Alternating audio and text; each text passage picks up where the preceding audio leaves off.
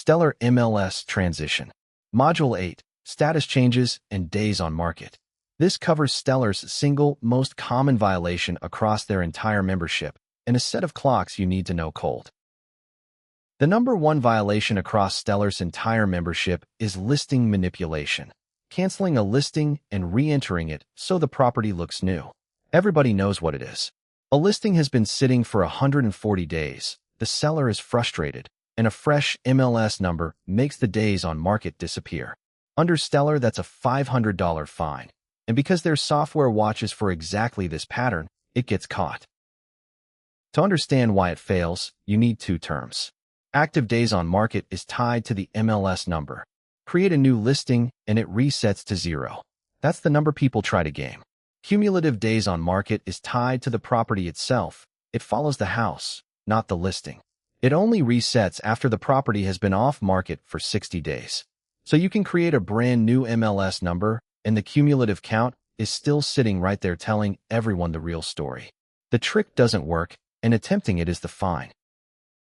There are exactly two legitimate reasons to create a new listing number. 1.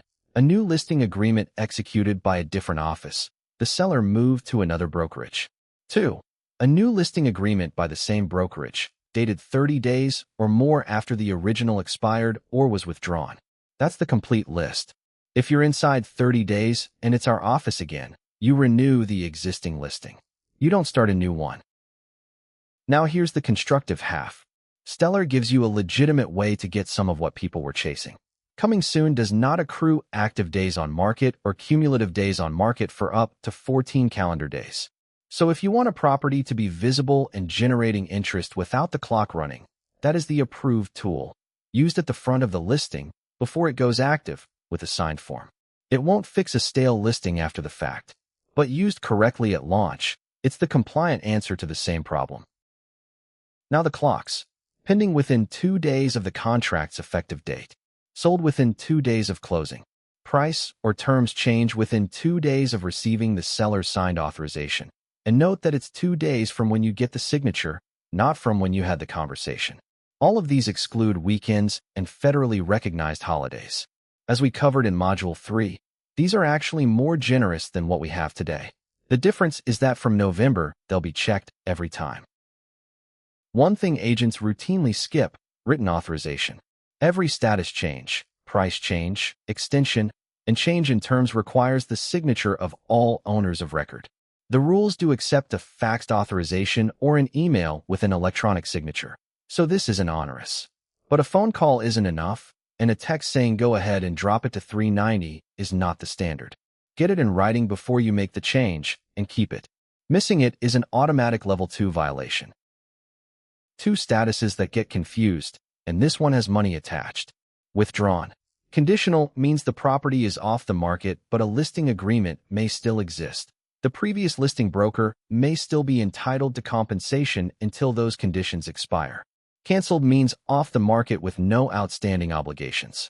So if you're taking a listing that was withdrawn from another office, check which one it was and check for outstanding obligations before you write your agreement. That's not just an MLS rule. That's protecting yourself from a procuring cause fight. Last one, and it's a status we don't have today. Active listings must be available to show. Stellar will not accept a listing that says no showings until the 15th. If a property becomes unavailable for showings for any reason, the seller's having surgery, there's a tenant issue, the floors are being refinished, it goes temporarily off market within 2 days. And here's the trap. Publicly marketing a property while it's sitting in temporarily off-market is a Level 3 severe violation. If it's off-market, stop advertising it. So, never cancel and relist to reset the clock. Cumulative days on market follows the house for 60 days, and the attempt is the violation. Use coming soon at launch if you want exposure without the clock.